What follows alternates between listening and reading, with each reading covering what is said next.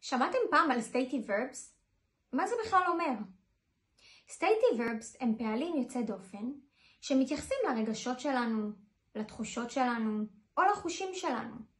ולפעלים האלה לא נוסיף ing. למשל, הפעלים think, smell, love. בואו ניקח לדוגמה את השיר I'm thinking about you.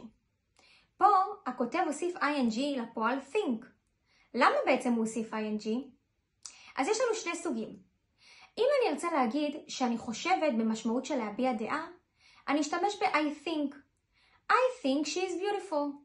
אני חושבת שהיא יפה. וזו דעתי. אם אני ארצה להגיד שאני ממש יושבת וחושבת פיזית על מישהו, אני יכולה להגיד I'm thinking about you. אני חושבת עליך.